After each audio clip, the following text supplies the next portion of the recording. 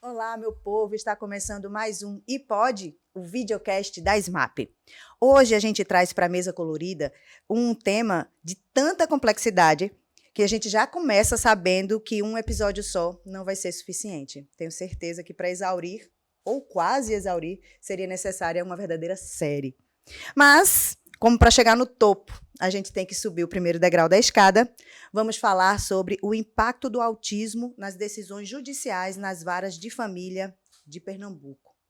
A gente sabe que o direito de família é um campo sensível e quando entra o autismo nessa equação, a coisa fica ainda mais desafiadora. Então, o episódio de hoje reúne aqui a desembargadora Andréa Brito, uma das últimas eleitas desembargadoras nesse tribunal. Seja muito bem-vinda, desembargadora, e desde já parabéns. Já está ganhando parabéns, palminhas aqui de todas as colegas. A gente recebe também a psicóloga Maria Clara Batista, também psicóloga aqui da casa, e Sâmia Lacerda, que também é servidora deste tribunal e é mãe de Léo, que tem 7 anos e nível 1 de suporte de autismo. Não é isso, Sâmia? Meninas, sejam muito bem-vindas à Mesa Colorida e vamos começar esse papo bom e útil. Cada uma de vocês, eu sei que tem uma perspectiva diferente sobre esse tema, mas todo mundo concorda que autismo é uma condição que precisa ser mais compreendida no contexto jurídico. Como a gente pode começar a transformar essa compreensão em políticas públicas mais efetivas dentro e fora do tribunal? Como aqui pode tudo, qualquer um pode começar. Eu acho que primeiro é conhecendo o universo, para se sensibilizar sobre o que é ser mãe, pai ou parente de uma criança, que seja atípica e para entender as demandas. Eu acho que o primeiro passo é conhecer e depois entregar projetos, né, para que esses projetos sejam levados, de fato, a acontecerem, a serem concretizados. Concretos dentro e fora do tribunal, Exatamente, claro. exatamente. Verdade. Clara. Veja, dizer que uma pessoa tem TEA, né, não descreve exatamente o que ela é, né? A gente sabe que é um transtorno, transtorno do espectro autista. Ou do autismo, né? A mesma coisa. A gente sabe que ali, que esse transtorno, né, engloba pessoas com diversas características, o que une elas duas, né, elas todas, né? Elas todas, desculpa. Que são pessoas que têm dificuldades na comunicação social, né, e com padrões de comportamento geralmente restritivos, né, são interesses restritos. Então, assim, mas ali a gente vai ter vários níveis de suporte, são 3, né? Então, assim, é importante a gente entender isso e pensar, né, sobre autismo para que a gente possa, quando a gente pensa, né, em como cuidar dessas pessoas no judiciário, entender determinadas características e não transformar aquilo, né, não olhar para essas características necessariamente como é que eu diria, como disfuncionalidade. Então, assim, às vezes a gente vai receber, sei lá, uma criança para atendimento ou está descrita ali, né, no processo o comportamento daquela criança, que é um comportamento mais evitativo, que é um vínculo que aparentemente, quando você olha, é mais frágil com aquele genitor, por exemplo, né? Mas, assim, você vai interpretar aquilo como uma fragilidade no vínculo ou como uma característica, em função das dificuldades que aquela criança apresenta, né? Ou uma genitora que é mais estressado, que, assim, tem dificuldades grandes, assim, para lidar até com a própria parentalidade, assim, você vai interpretar aquilo como um déficit parental ou também você vai colocar dentro desse contexto que é uma pessoa que é mãe, pai, atípico, né, e enfrenta ali diversas dificuldades. Então, acho que é importante a gente olhar para as características, né, e as dificuldades que essas pessoas enfrentam e as necessidades que elas têm para poder a gente trazer isso para a avaliação e para as decisões, né, dentro do judiciário. Perfeito. É tanta coisa, né? Muita coisa. Sâmia, me conta. Eu costumo dizer assim, que os processos judiciais, para mim, são a janelinha de onde a gente vê o mundo, né? Dali a gente vê o mundo e o mundo fica ali naquele papel, agora por meio do PJE, e a gente começa a identificar, por mais que o objeto da ação, por exemplo, seja uma guarda, essa guarda tem vários determinantes por trás dela. Tem acesso ou não aos direitos, né? Tem acesso ou não a, digo assim, direitos em toda a sua esfera mesmo, estou falando de políticas setoriais. Acesso ou não à habitação, acesso ou não aos serviços de saúde, acesso ou não à educação. O objeto é a guarda, mas não tem como a gente se limitar ao objeto da ação tão somente, porque esses determinantes gritam nos processos, né?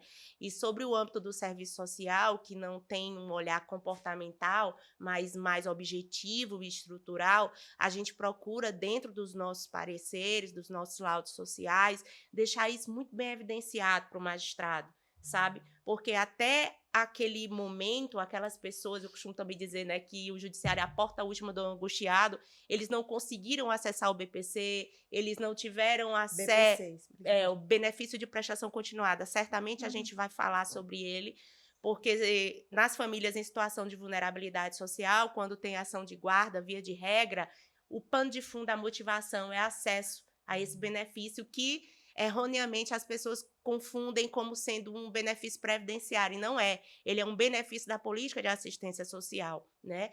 E que, para acessar, o guardião tem que ter o termo de guarda. E eu costumo dizer também que o autismo, né, nas famílias em situação de vulnerabilidade, tiram essas crianças da situação de risco. Em que sentido?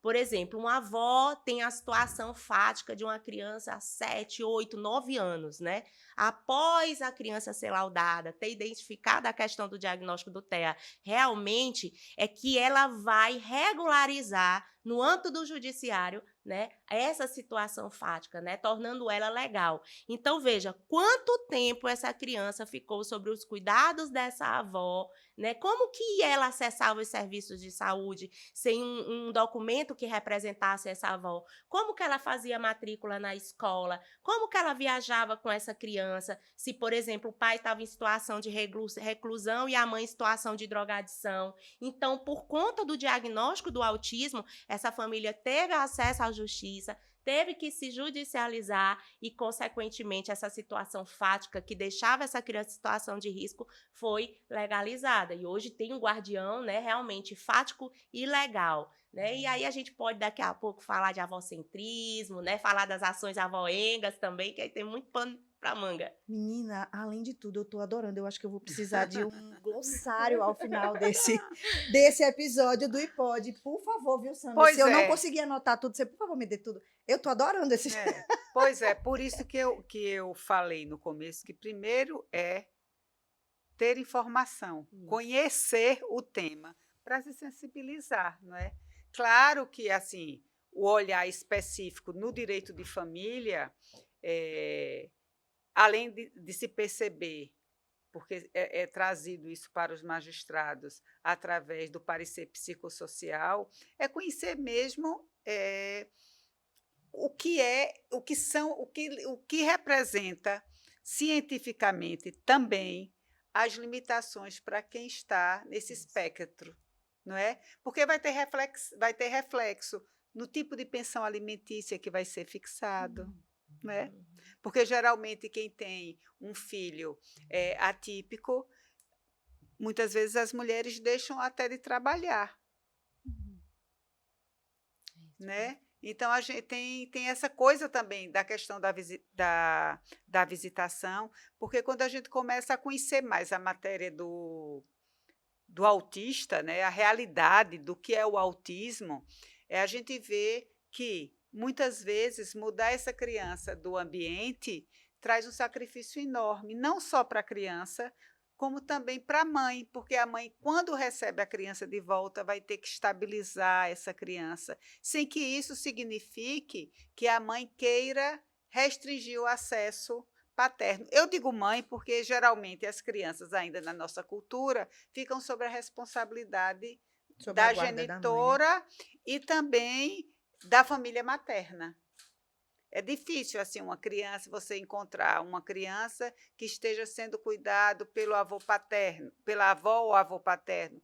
É mais a avó e o avô materno, né? Materno. Desembargadora Andréa, a senhora acha que o judiciário está preparado para lidar com isso? Vem se preparando? Qual é o cenário hoje, por exemplo, do TJPE? Né? A gente pode, obviamente, ampliar para o judiciário nacional, mas no TJPE, a senhora acha que a gente está dando bons passos? Estamos dando bons passos à medida que os magistrados estão sendo sensibilizados.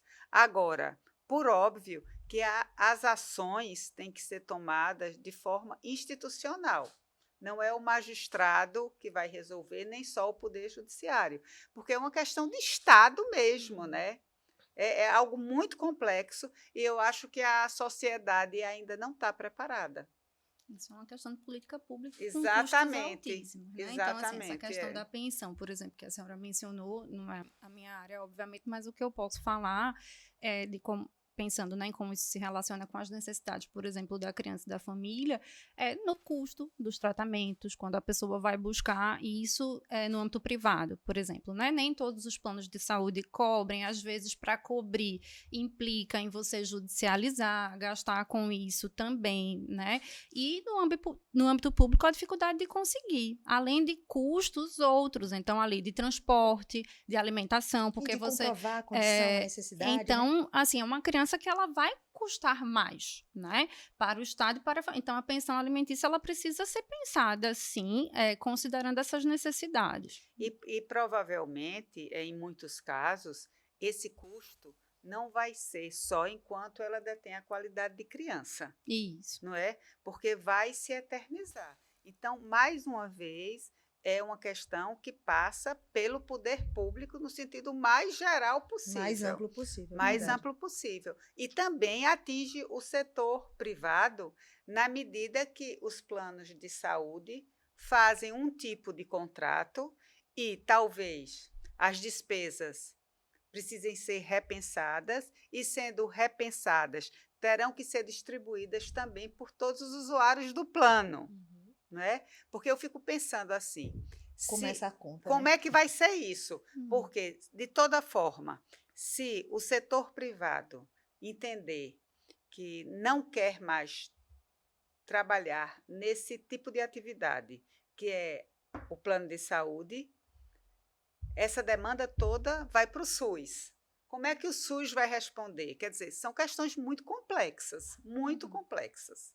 Qual vai ser o custo de um plano de saúde? Qual vai ser, até que limite o SUS vai poder suportar, né? trabalhar com cada criança? Porque vai ter que se fazer conta, muita conta.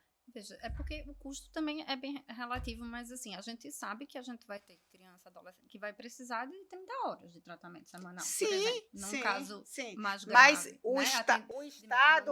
o Estado vai ter condição, porque é preciso fazer essa conta. É claro que quando a gente olha um caso específico, a gente fica muito compadecida.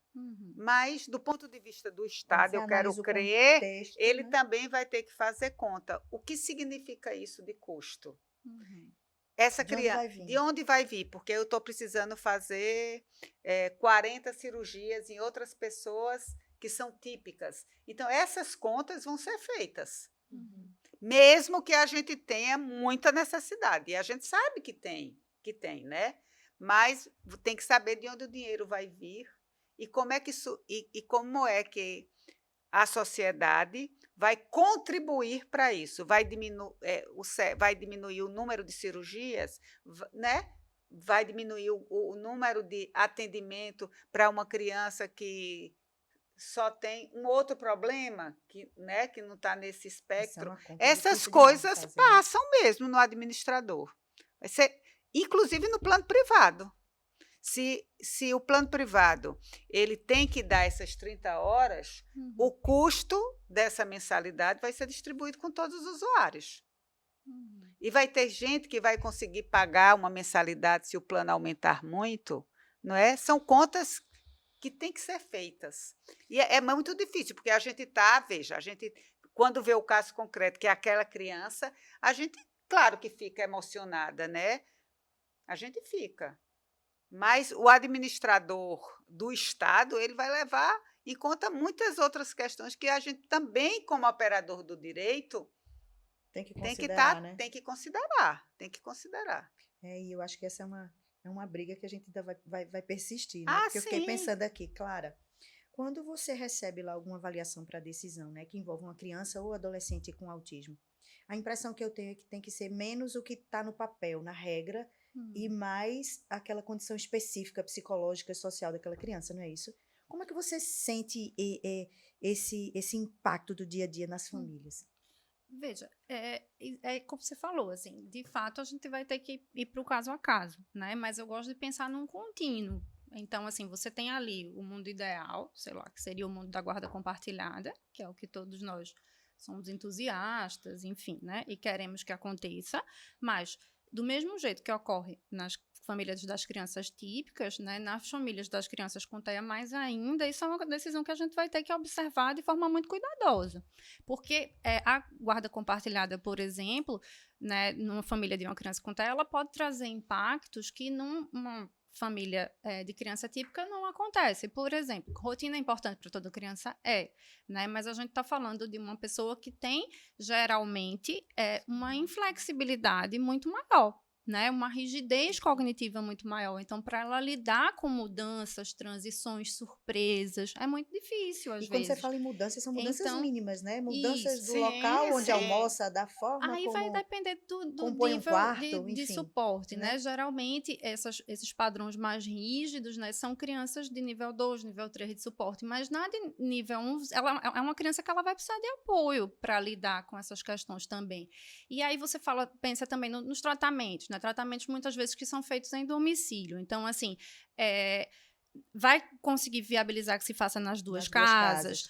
Esse pai, essa mãe, ele consegue manter os mesmos padrões de reforçamento que as terapias requerem, por exemplo, né? Porque às vezes se você em um ambiente está fazendo de um jeito e no outro ambiente você está fazendo do outro, não segue a orientação, né, dos terapeutas, Tá por fazendo exemplo, a mesma coisa de formas aquilo distintas, dali não vai funcionar. A criança Uhum. não vai melhorar, ela não vai obter os ganhos comportamentais que ela precisa. E a gente está falando de um conceito aqui de janela de oportunidade. Então, sobretudo, se você falar de crianças na primeira infância, por exemplo, isso precisa ser muito bem pensado. Porque você tem ali esse tempo até 6 anos, né, que a gente tem uma plasticidade neurológica maior, então é ali que os estímulos precisam ser mais intensos e realizados. Se você não faz aquilo naquele momento, então se você tem uma família, por exemplo, que tem conflitos em relação ao tratamento, e fica um pai brigando com o outro e o tratamento não anda, não tem como você pensar na guarda compartilhada nesse caso. Uma criança típica, ela consegue sobreviver a esse conflito, porque ela não tem decisões tão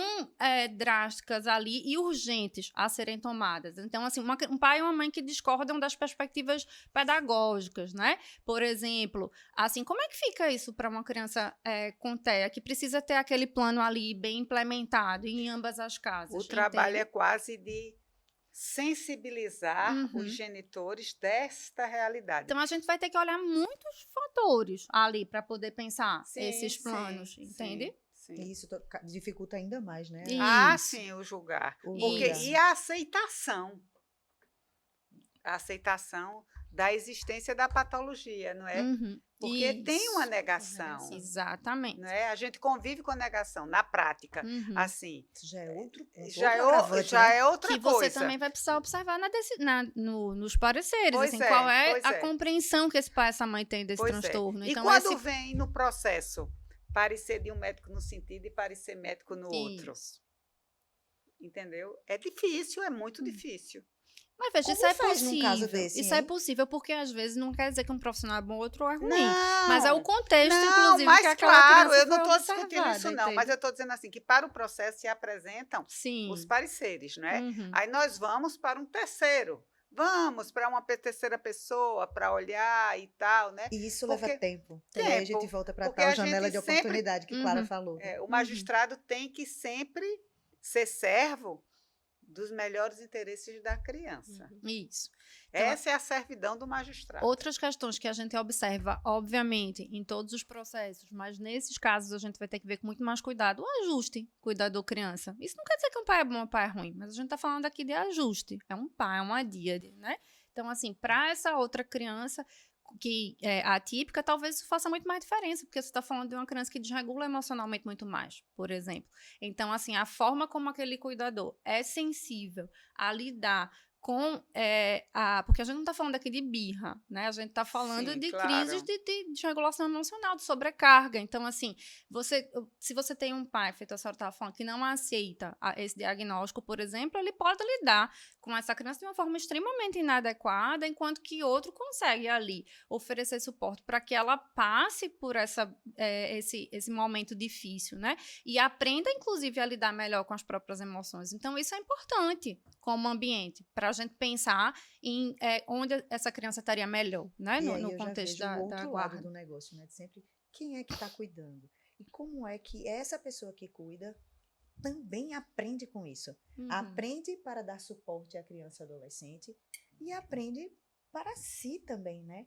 Porque às vezes eu fico me imaginando numa situação, eu posso até conseguir controlar ali, contornar aquela situação, não agravá-la, mas é consequência para mim, né? Os Porque cuidados você com a tem que cuidadora. estar É. muito bem, né? Os Para poder cuidados. ter esse suporte, dar esse suporte e você não entrar em crise. Eu estou usando sempre Não é cuidadora, verdade? mas cuidador, né, também, Cuidadores, né? né, de uma maneira Cuidadores de uma geral. maneira geral. Sâmia, me diz uma coisa. Você tem Léo, né? Léo tem 7 anos. 7. E tem nível de suporte 1. Qual foi nesses 7 anos? Você já teve alguma dificuldade em inserir o seu filho nesse sistema que, de uma maneira geral, a gente consegue entender e perceber que não está 100% preparado para compreender as condições de uma criança autista? A gente, via de regra, vê muito mais nos parquinhos e na escola, né? Sobretudo quando ele começou a chegar aos 5 anos, 6 anos, porque o diagnóstico do Léo foi fechado, ele tinha 3 para 4 anos, né? Então, já é um avanço. Você está me dizendo que, do ponto de vista institucional, é mais fácil. Veja, a escola sabe lidar com a situação, desde que Certo. tem uma proposta inclusiva, uma coordenação inclusiva muito bem preparada, Certo, sim. né? E que, infelizmente, hoje não é a realidade de todas as De escolas. de fato, Compreendo. As escolas hoje querem que nossos filhos sejam uma máquina de fazer vestibular, uma máquina de inovar, uma máquina de criar, uma máquina de inovar e criar para quê? Para quem? Como? Com qual finalidade? Né? E isso, por vezes, cria algumas inquietações e outros problemas emocionais, né? De outras esferas. Mas, veja, as escolas hoje, por conta desse advento de se olhar o autismo hoje numa outra perspectiva, elas vêm acolhendo mais a demanda das pessoas com deficiência no geral. Por exemplo, quando a gente fala muito de bullying, né? Fala muito de bullying, e isso acontece muito com a criança autista nível 1 de suporte, com o adolescente autista nível 1 de suporte. Por quê? Porque é uma deficiência que não se vê. Não tem uma prótese, não é um cadeirante, Sim. mas é aquelas velhas frases que antigamente as pessoas passaram por isso, mas não foram laudadas. Poxa, aquela menina é muito esquisita. Ela só fica ali no canto dela, não se mistura com ninguém. Ela fica batendo na cabeça ou mexendo no dedo. E isso começava as piadinhas, né? Começava as brincadeiras. Sim. Hoje, com o preparo da escola, né, com as palestras, com as atividades lúdicas, as crianças dessa geração vêm sendo mais preparadas para acolher. Estão convivendo, né? Estão convivendo. Porque você precisa conhecer para identificar, né? Acolher. Exatamente. Mas, por exemplo, quando meu filho, na sala de aula, né, apresentar algum tipo de desregulação, um ou outro coleguinha que não entende rir, né, diz, olha, ele parece um doidinho, né, Sim. E à noite ele desabafa do jeitinho dele, mamãe, eu não quero mais ir para minha escola porque meu amigo me chamou de doidinho. Então, isso dói. Demais, né? Imagina. Você tem que fazer toda um trabalho emocional primeiro com você, para depois você começar a preparar ele por meio de historinhas. Imagina. Eu trabalho com meu filho por meio de historinhas. Até ele entender que aquela escola ama ele, que aquelas crianças amam eles. Eles que não compreendem ainda o jeito dele, a diferença dele, mas vão compreender. E se não compreender, tá tudo bem, meu filho. As pessoas são diferentes mesmo, Isso, né? Nos parquinhos, por exemplo, ele gosta muito, o hiperfoco dele é bola. São times de futebol europeu, ele sabe todos os times, ele sabe todos os nomes de jogadores de futebol, né? E quando vem um colega e que diz assim, gente, parece besteira, que o Cristiano Ronaldo é melhor do que o Messi, é suficiente para ele desregular. Ele começa a chorar, ele fica vermelho, ele se joga no chão, porque ele não entende que aquilo ali, o amigo está fazendo uma brincadeira. Sem falar que o autista nível 1 de suporte é extremamente literal. Ele não vai entender piada, ele não vai entender metáfora, e isso causa sofrimento. E quais são os ambientes de maior sofrimento? A escola, os parquinhos. Porque é um ambiente social, né? Isso. E que é muito contínuo, é de rotina, né? Mas veja, eu estava fazendo assim, só pensando, não é? Porque, claro, que você conhece essa realidade muito mais do que eu, nem se compara, até porque você é mãe de uma criança atípica. Vai ter uma geração que vai passar por grande sofrimento, que é a do seu filho, até que toda a sociedade compreenda. Mas ainda é melhor do que a exclusão. Porque na minha geração, eram poucas as escolas que recebiam crianças tidas como fora do padrão, né? Eu estudei numa escola que era completamente inclusiva, que era a Escola Parque. Então, quando não se falava nem nessa coisa de inclusão, né? A Escola Parque recebia. Até se dizia na rua, a Escola Parque recebe todo mundo que tem problema. Era assim o termo usado. E assim, e as diretoras da escola, Malba, Mirta, Dosa e Marilu, que durante um determinado tempo também fez parte da direção da escola, abraçava todos. E esse abraçar passava para os alunos. Então, lá atrás, quando isso não era nem falado, a gente respeitava, nem laudado, a gente respeitava. Exatamente. A gente não excluía. Eu acho que pior ainda é excluir. A exclusão. Doutora, e assim, desembargadora e os demais colegas, como que isso aparece no processo, né? Quando você vai decidir a guarda unilateral, quando nenhuma hipótese se vê a guarda compartilhada, né? A criança autista sempre tem uma afinidade maior por um dos genitores. Isso, em qualquer nível de suporte? Eu não sei, eu acho que Clara pode explicar melhor. Né, por toda essa minha jornada do que eu observo nas clínicas, né, do que eu observo das mulheres da Rede Mira, e na minha convivência, ela consegue, quando está, por exemplo, desregulada, se regular muito mais rápido com um dos genitores, né? Ela consegue falar mais, meu filho fala muito objetivo. Ele fala, mas ele fala muito objetivo. Sim, não, ok, né? Eu sei. Né? Que facilmente você confunde... Por causa dessa literalidade natural. Isso, você confunde com o tímido, mas não é ter timidez, é porque ele não consegue expressar muito bem as emoções. Hoje ele expressa muito bem por conta das terapias, mas quem não tem, né? Então, quando chegam os processos, né? A época ainda que eu trabalhava com o processo, que hoje eu estou lotada na coordenadoria da infância, com projetos. Então, a gente sempre observava a questão da afinidade, não tem como não observar, né? O pai é excelente, ele cuida muito bem, a mãe, ele não cuida não, ele exerce a parentalidade. Certo. Ele não ajuda não, ele exerce a parentalidade dele. Da mesma forma a mãe. Como deve ser, né? Mas no decorrer de um processo fica muito difícil para a equipe técnica, em 1 ou 2 visitas, né, dizer quem é o mais ali naquele momento apto para ficar com a criança, porque a gente trabalha com a verdade que nos apresenta ali naquele momento, na escuta dentro do tribunal ou nas visitas na escola domiciliar. O tempo é pouco, o tempo é muito pouco. Então os profissionais da equipe técnica são realmente fundamentados teoricamente, tecnicamente, para ter essa perspectiva, para ter essa visão do que realmente traz, quem que traz o bem-estar mais integral para aquela criança. E a gente, quando eu estava na infância, a gente trabalhava sobre o prisma do afeto. Não tem como fugir do prisma do afeto. Por mais que um dos genitores tenha uma condição financeira muito maior, ou a avó que entrava ali na briga também, né? A gente vai falar um pouquinho das avós.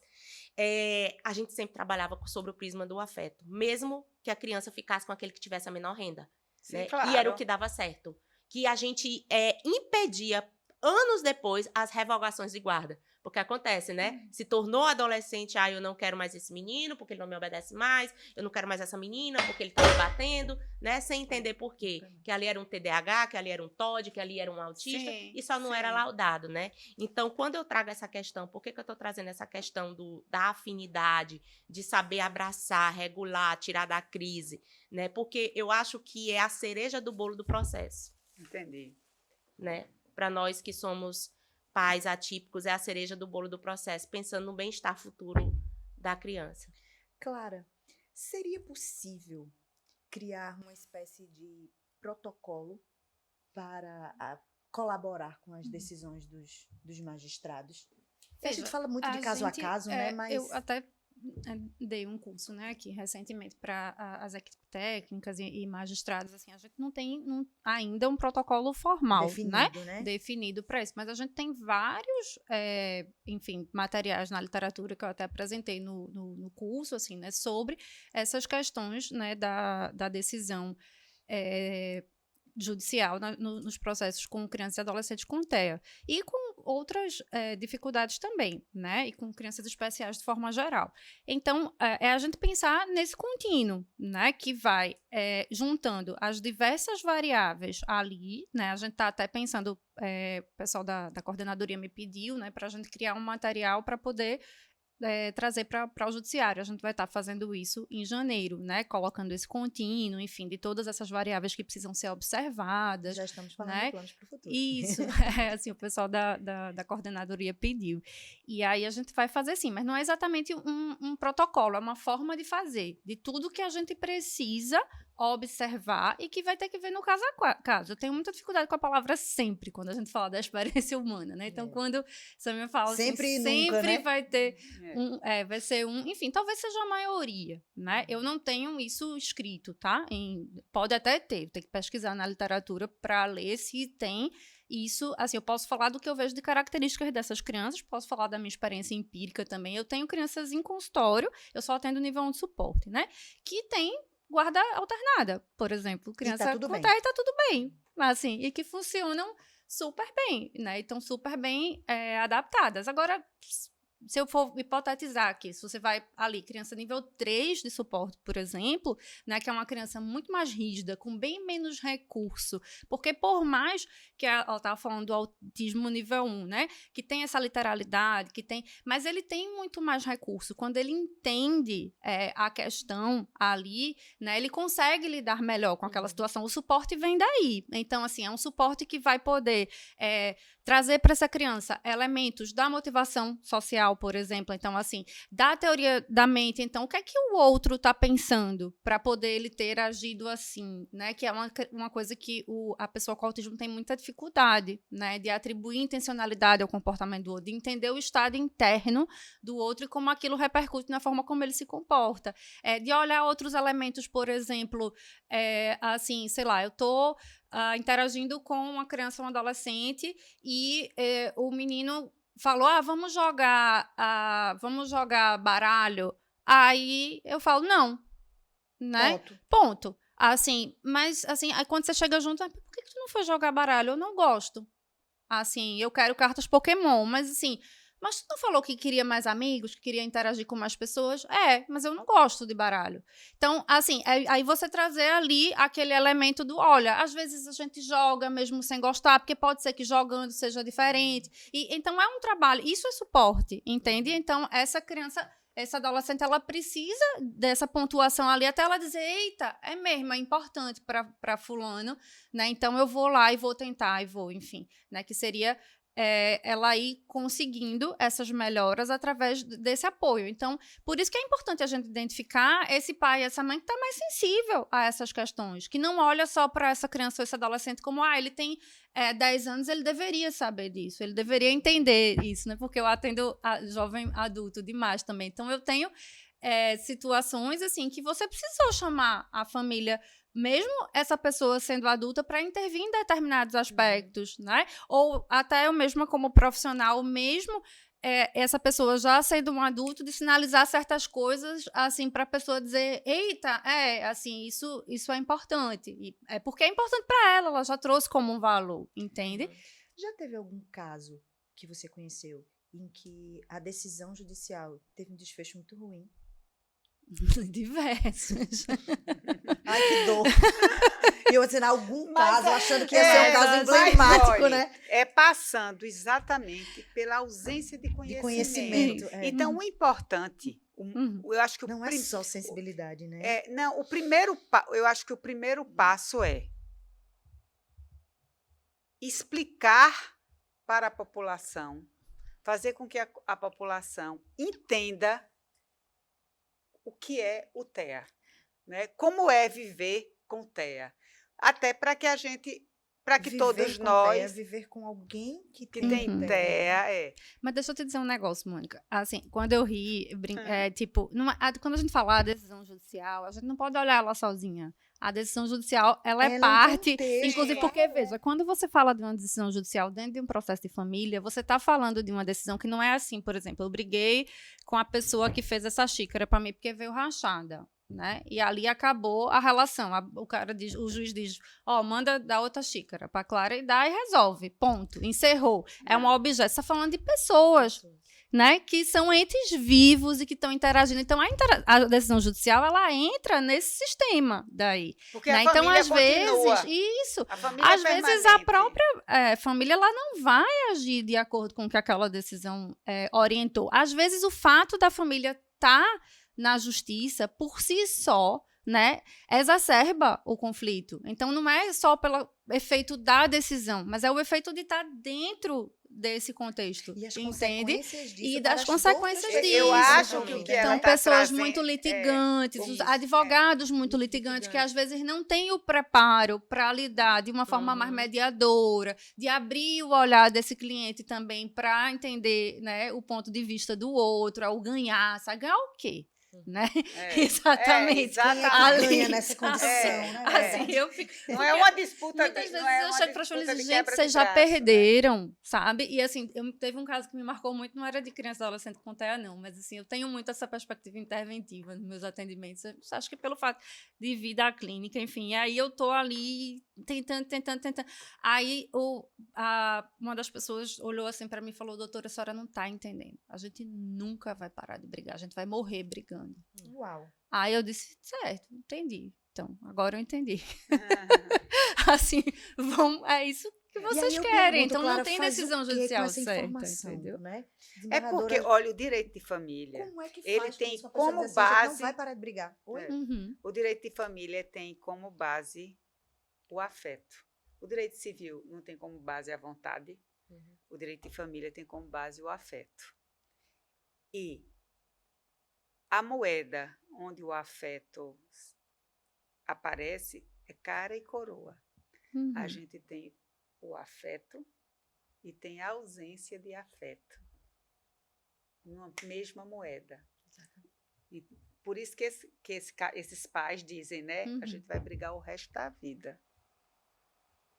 Porque aí é a ausência de afeto, não é o afeto, é a ausência de afeto. E às vezes eles não sabem nem por que estão brigando. Eles não estão brigando pela a criança, eles estão brigando por a Entre questão do eles, divórcio entre eles. É tanta mágoa, é tanta dor. Eu quero incomodar ele ou É ela, o que eu digo, né? é a ausência do afeto. É tanta É a dor. ausência do afeto. E aí fica a criança. E assim, para a criança de autista, né, de filhos de pais separados, já é muito difícil entender por que o pai ou a mãe não está mais em casa, né? Sim. Então a dor já começa aí, antes de chegar na justiça, quando um dos genitores sai de casa. Por que ele saiu? Ô, mamãe, por que ele não dorme mais aqui? Não, filha, seu pai tá aqui todos os dias. Ele só não namora mais com a mamãe, mas ele tá aqui todos os dias. Vai continuar sendo seu pai. Isso quando você tem um diálogo, você tem um companheirismo. E quando não tem, a partir dos exemplos que vocês estão trazendo, eu digo que é um dano emocional, não sempre, que pode ser para o resto da vida. Somado já a questão do autismo. Exatamente. Isso para todas as crianças, Para todas as especialmente para aquelas crianças que sentem a mudança da rotina, né? Só que para uma criança típica, de forma geral, e a literatura demonstra isso, né? Assim, às vezes é melhor lidar com o conflito do que lidar com a ausência de um dos pais, certo. Entende? Então, assim, só que quando você fala da criança com TEA, né, do adolescente com TEA, você inclui aí uma variável Sim, claro. assim, várias outras, na verdade, né, como aquelas que a gente estava Sim. falando do tratamento, da logística do tratamento, de como maneja a criança, enfim, da forma, das habilidades que essa criança tem para lidar, né, com as transições de domicílio e tal, que o conflito pode ser muito nefasto para essas questões. E aí, de fato, tem um prejuízo bem maior. Então, assim, a gente tem que olhar com mais cuidado por conta desses outros aspectos envolvidos. E né? até o lidar com a criança autista ou com a criança que tenha outra dificuldade, gera conflito, Sim. não é? Com certeza. Então, é sempre tão delicado. E por isso que a gente tem, no judiciário também, para fazer uma reflexão sobre os cuidadores que estão inseridos nas famílias. Exatamente. E também o Estado. O Estado até tem o benefício, né? Já está se sensibilizando. É pouco, mas já é um olhar. Olha, ali precisa, né? Ali precisa. Que é um cuidado de ordem financeira que é imprescindível, né? Claro, Sobretudo sim. nas situações, nas famílias de vulnerabilidade social. E trazendo um pouco o que a desembargadora trouxe para a questão do cuidado, nessa minha jornada. Vamos né? falar da Rede Mira? Ah, tá. Eu agradeço. Deixa eu avisar o pessoal que nos ouve e que nos assiste. Antes de começar o programa, nós todas ganhamos um mimo aqui de Sâmia. Ah, Que sim. é Coisa mais essa linda. bolsinha aqui da Rede Mira, que ela vai explicar pra gente bem direitinho o que significa, como funciona. E já já a gente mostra pra vocês o que tem dentro. Só digo que é cheirosa, tá? Então, Fala aí, Sandra, Mira significa Mulheres e Identidades Restauradas por Apoio, né? Quando eu submeti o projeto para ao Armazém da Criatividade e o Porto Digital, eu não imaginei que as 4 principais letras iriam se transformar em Mira, me veja. E aí eu lembrei, né, que na jornada com meu filho, nas clínicas, eu observava sempre a presença das mulheres chegando. Mulher, avó, tia, madrinha, irmã, né? E comecei a escutar as histórias daquelas mulheres, coisa de pesquisador, professor. Sim. Aí comecei a escutar histórias tipo, eu perdi meu emprego porque meu chefe não entendia que eu tinha que sair do trabalho às 3h30, porque a terapia do meu filho começa às 4h30 e eu tinha que passar em casa para pegar ele primeiro para poder trazer para a clínica, que ele só sai às 7h. Então, ou eu tive que largar meu emprego, ou eu fui demitida. Estou vivendo do seguro-desemprego, ou estou empreendendo. Mas aquele empreendedorismo, meninas, que eu digo que é um empreendedorismo de sobrevivência, né? Que é para pagar as contas de casa. Outras vezes eu ouvia, eu tô com a saúde mental comprometida, eu não consigo nem me levantar, eu não consigo nem me ver no espelho, eu engordei 12 quilos, né? Isso elas conversando. E o dia que mais... fui abandonada. Quando saiu o laudo do menino, meu marido saiu de casa e disse que a culpa é minha. A culpa é minha porque eu mimei demais o menino. Então, como eu mimei demais, o menino hoje é autista. Então, ele me abandonou, né? E tá tendo conflito porque eu moro no terreno que era da mãe dele, atrás da casa. E aí, enfim. E o que mais É um clássico. É um clássico. E o que mais me chamou a atenção nesse dia, tinha um grupinho de mulheres, isso ouvindo praticamente quase todos os dias que eu levava Leonardo. Um grupinho de mulheres chorando, dizendo, né? Mais uma se suicidou. Porque tinha um filho com nível 3 de suporte, sem rede de apoio, sozinha, sobrevivendo do benefício de prestação continuada, que é um salário mínimo, pessoal. E para você custear uma criança, mesmo que ela tenha atendimento pelo SUS, uma vez na semana, é muito caro. É caríssimo. É a medicação, que é R$100 e poucos, nem sempre a farmácia pública tem. É o transporte, mas tem um livre acesso. Sim, mas tem que comprar a roupa do menino, tem que levar um lanche do menino, porque o menino tem seletividade alimentar, ele não come qualquer coisa. Então, é muito exaustivo. Então, eu observei um quadro de mulheres com saúde mental comprometida, altos níveis, né, de depressão, algumas conseguindo acessar o serviço público de saúde, para ter acesso ao psiquiatra, medicação, terapias, psicólogo, e isso passa longe, né? Abandonada pelos maridos. Porque ela nem tem tempo, né? Não, tem tempo não. Abandonadas pelos companheiros, né? Que sai fora a grande maioria, não estou dizendo todos, mas a grande maioria, e em situação de vulnerabilidade social. E tendo que cuidar de uma criança autista, sendo que ela já tinha 3. Que é assim, muito, né? O perfil, a maioria o perfil hoje é mais ou menos assim. E aí foi quando eu vi um edital do Ideatom, inclusive no grupo aqui do Ideias, né? Porque eu fui uma das primeiras laboratoristas, né? Quando a gente chegou no concurso de inovação. Eu agradeço muito o Ideias, porque ele me estruturou para participar desses editais externos, né? Então foi quando eu submeti para o Ideatom Mulheridades, que eles tinham 4 desafios. Resolver 4 problemas das mulheres de Pernambuco na área de segurança, na área de equidade de gênero, na área de educação e na área de empreendedorismo. Tá aí, sociedade, vamos resolver. E foi quando a Mira resolveu responder na seguinte pergunta, o seguinte desafio. Como compartilhar o trabalho de cuidado entre a sociedade e as famílias? Eu poderia trazer como escopo qualquer outra coisa, mas na minha vida e do que eu ouvia é aquela centralidade da mulher. Não que na minha vida, não que o pai do meu filho não seja presente, totalmente. Ele exerce a parentalidade, mas é um ponto fora da curva. Né, que a gente vê nos processos, que a gente vê nas clínicas, que a gente vê na sociedade como um todo. E aí a gente submeteu oferecendo uma solução. Porque, gente, olha, eu repito isso como mantra. Não existe inovação tecnológica, não existe inovação de impacto se a gente prescindir do cuidado com as pessoas. Quem é que promove as inovações tecnológicas? Quem é que promove as inovações de impacto social? São as pessoas. Então, como é que eu vou desenvolver pessoas para criar, para inovar, para trazer soluções assertivas para a sociedade, se essas pessoas não estão bem mentalmente? Então, quando eu pensei nessas mulheres, nesse escopo, eu digo, a gente primeiro vai tentar, por meio de terapias comunitárias, por meio de rodas de conversa, ouvi-las e ofertar o que é possível dentro da rede hoje. Então, o primeiro eixo, suporte, saúde mental e resgate da identidade, porque eu perdi meu nome, eu virei a mãe da criança autista, e meu filho também perde o nome na escola, perde o nome nos parquinhos. É o autista, porque, né? olha, naquele primeiro ano C ali tem 3 autistas, no infantil 4 tem 5 autistas, mas como é o nome dos meninos? É João, é Antônio, meu nome é Maria. Então, por meio do trabalho da nossa psicóloga, que inclusive é do tribunal também, Natália Albuquerque, né, que trabalha no Fórum de São Lourenço, Natália entrou com a gente começou a trabalhar para que essas mulheres voltassem a se ver, Mira, né?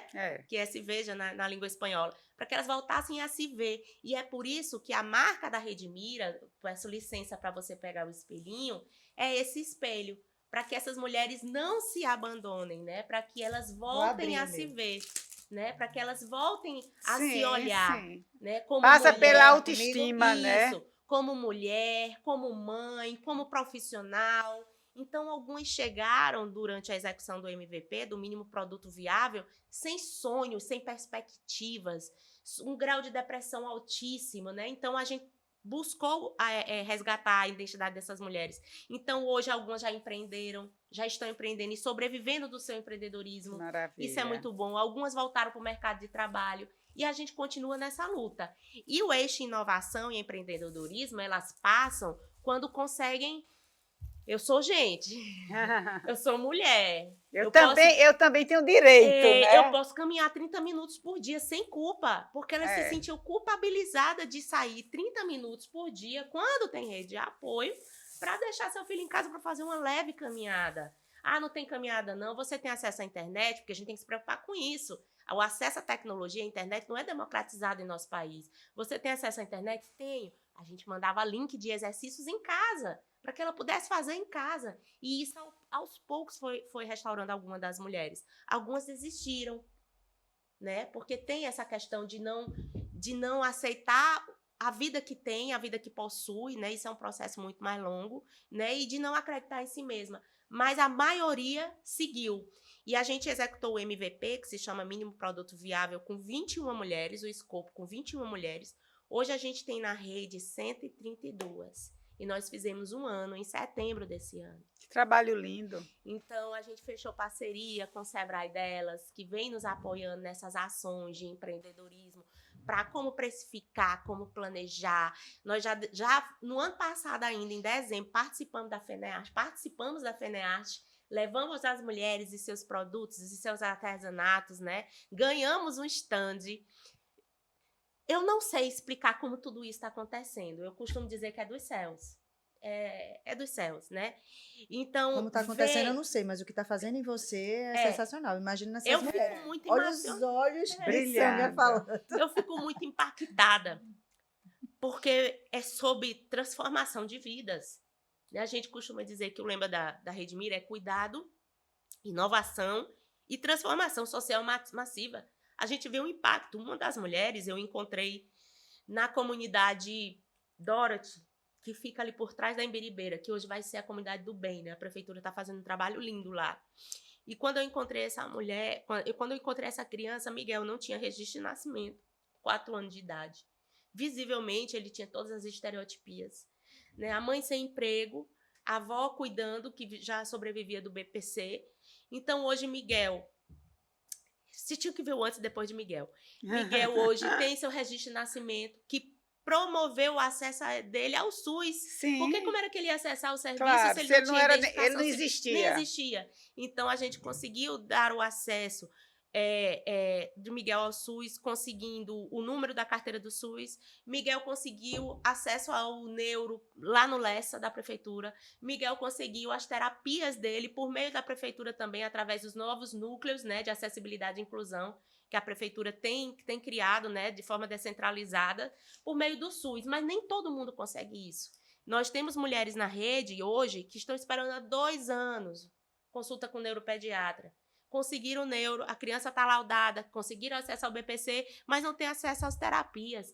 Quando Clara falou da janela, eu lembrei de várias crianças que estão sem terapias. Eu fico imaginando, porque existe até uma dificuldade, mesmo que a gente vivesse no estado assim, ideal, onde a sociedade entendesse que determinados problemas existentes têm que ser partilhados com todos, né? Então, a gente vai ter que pagar mais imposto mesmo, porque precisa, não é? Não é verdade?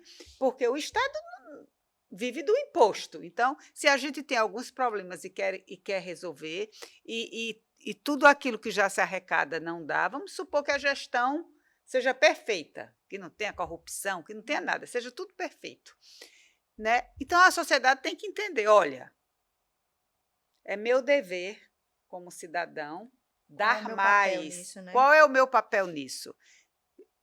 Ela é um agente direta, né?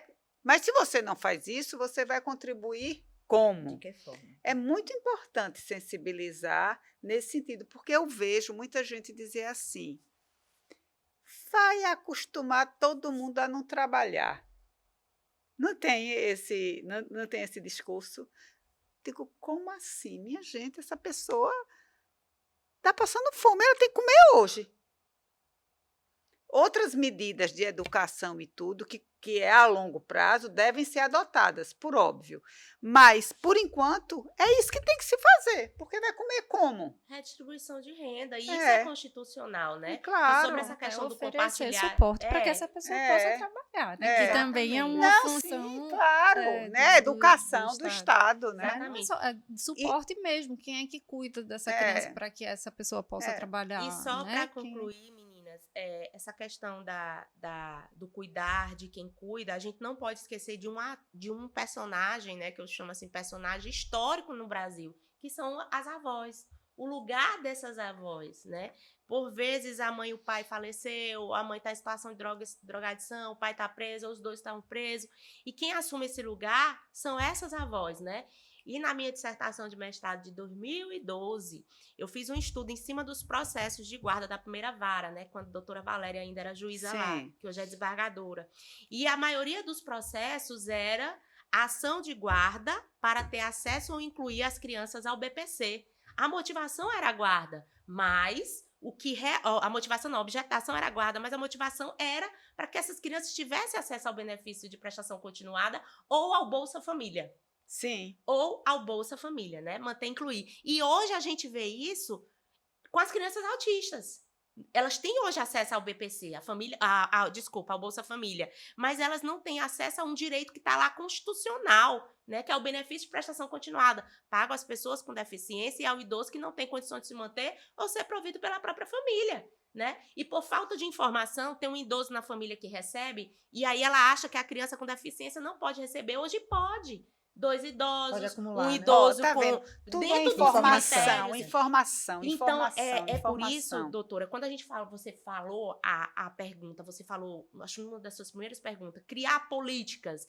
Como a gente pode desenvolver políticas judiciárias aqui para impactar a vida das pessoas? Por exemplo, uma ação de guarda dessa, palestras ali ainda na recepção da Defensoria Pública, pelas equipes técnicas, mostrando quais são os direitos e os deveres do guardião. Como é que eu peço se eu não sei o que eu tenho direito? Pois né? Quais são os direitos e deveres do guardião, palestras nas escolas, essas casas de justiça e cidadania, que é o braço social do tribunal, conseguem fazer muito bem. Tem tantas crianças e adolescentes lá sem uma representação legal e poderiam informar em casa se tivessem recebido essa informação, né? Mas elas só chegam à justiça quando tem que receber, quando sabe que tem direito a algum benefício, né? Algum Verdade. benefício financeiro. Mas a falta de representação legal que a maioria dessas avós tem com seus netos também eleva essas crianças à situação de risco. E se for Sim. uma criança que foi sequestrada? E quem garante que ela realmente é a avó dele? Né? Então, tem outros aspectos. Então, por meio de políticas judiciárias, a gente pode desenvolver ações, sim, que transformem e impactem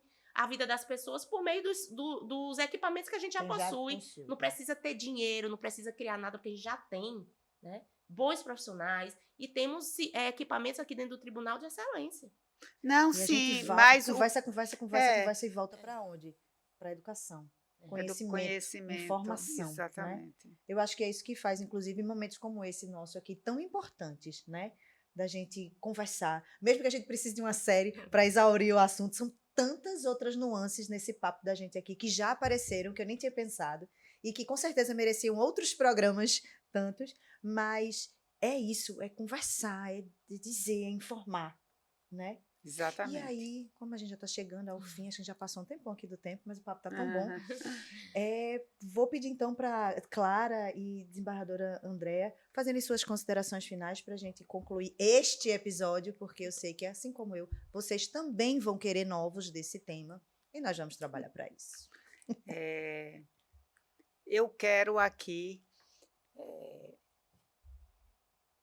me inclinar perante essas duas profissionais, não é?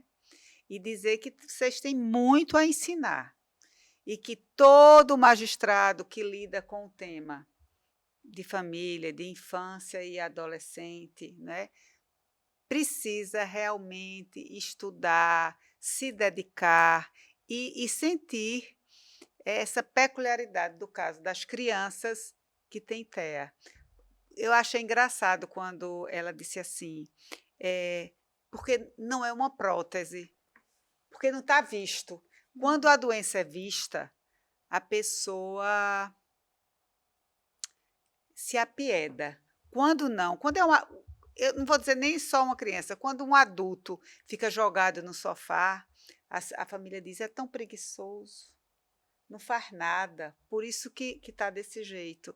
É porque a doença da alma ou a doença mental, eu não sei nem se hoje pode falar de doença, porque assim, o termo doença, porque hoje a gente tem que ter até mais cuidado para lidar com a linguagem, mas é que qualquer problema que passe por algum CID mental interno que não aparece no corpo, essas pessoas são mais estigmatizadas ainda. Então, empatia, empatia e empatia. Né? Isso. Falando disso que a senhora estava trazendo agora, doutora André, eu sou muito fã de HQs, né? E aí tem um quadrinho muito bacana que se chama justamente A Diferença Invisível, que é escrito por uma francesa, né, com TEA. Na época da publicação desse quadrinho, ela até fala de transtorno de Asperger, na verdade, que é um diagnóstico que não existe mais, que seria basicamente as pessoas TEA nível 1 de suporte, né? Entrou dentro do diagnóstico de TEA. E aí eu acho muito bacana a leitura, assim, para famílias, para adolescentes e adultos, né, que tem o diagnóstico. Eu acho bem bonito e instrutivo, né? esse quadrinho. Dica da Clara. É bem bonito. E aí é justamente esse título que vocês estavam trazendo aqui, né? E queria só agradecer, Mônica, o convite, né, de estar aqui, me coloco à disposição para tratar dessas questões, né? Agradecer demais a Sâmia, né? Foi um prazer conhecer esse trabalho tão bonito de vocês, né? E reconhecer, porque de fato essa questão do estresse parental é uma realidade, né? E ter pessoas que estão atentas a isso, cuidando disso, né? Assim, parabenizar também a doutora Andréa pelo lugar de desembargadora, né? Como mulher agora. Obrigada. E agradecer demais a vocês o convite. Obrigada. Que é isso, imagina. Sam. Também, assim, é um momento de gratidão, né? Você ter um espaço de fala sempre é um momento para a gente agradecer, né? Quero agradecer, Clara, conhecendo agora pessoalmente, né? Ela me ensinou bastante hoje aqui também, tá, doutora André? A senhora, depois de tantos anos, né, nas varas de família, com certeza tem toda uma expertise, toda uma sensibilidade, e hoje está num espaço que pode dar voz, né? Segundo grau é um espaço de voz, junto aos seus colegas. Sobretudo, não só dos processos, né? Mas a gente tem servidor neurodivergente. Sim, Nós temos sim, claro. magistrados neurodivergentes. Alguns são e nem sabem. E às vezes os relacionamentos, né, de servidores ficam um pouco ruins, mas é porque falta a empatia de entender o que essa pessoa realmente tem, né?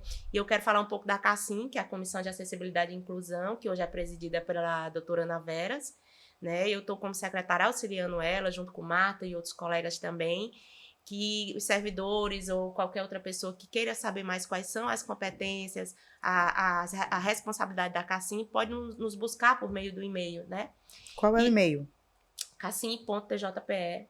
Tá, vou colocar aqui nos créditos. Pronto. E também o NAI, né? Que esse ano essa gestão criou o Núcleo de Acessibilidade e Inclusão do Tribunal. Enquanto a CACIM tem uma atuação muito mais de articulação entre as áreas, o NAI tem muito mais operacional, onde o servidor com deficiência, o magistrado pode chegar lá e falar das suas limitações, pedir suas ferramentas, né? Para que possa quebrar as barreiras e que ele possa realizar seu trabalho de uma forma acessível. Muito legal que está sendo noticiado aqui, porque eu costumo dizer, o tribunal, os servidores, de uma maneira geral, eu estou incluindo como servidora também, não conhece o tribunal.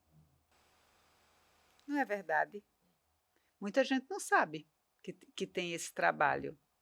Né? Tanta coisa bacana acontecendo, e isso precisa ser mostrado, é conhecimento. Precisa ter uma gestão forte para mostrar aos servidores o que a gente tem. Exatamente. E deixar uma mensagem, né? Não são próteses, não são cadeiras de rodas, né? Que ajudam a pessoa autista a se desenvolver. O que promove uma pessoa autista ser incluída na sociedade e promove o desenvolvimento dela são as próprias pessoas. Então, eles precisam de pessoas, né, para que eles possam ser incluídos na sociedade e compreendidos em nossa sociedade, né, e que nas próximas gerações, nossas crianças que se tornarão adultos sejam também porta-voz dessa questão da acessibilidade e inclusão. Mônica, obrigada pelo convite, sou muito grata, né, e ao tribunal como um todo por essa oportunidade.